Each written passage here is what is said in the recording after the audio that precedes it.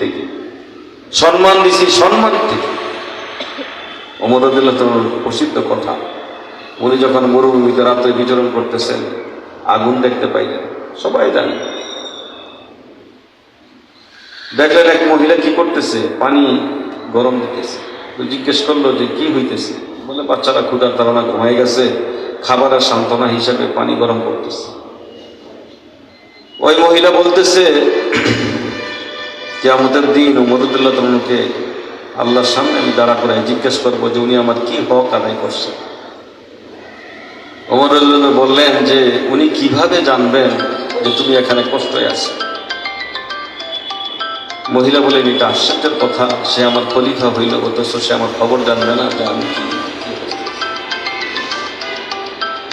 তো মহিলার এই কথায় ওমর রাদিয়াল্লাহু তাআলা কম্পিত হয়ে গেলেন। 9 লক্ষ আয়তনের দেশে উনি ক্ষমতাবান।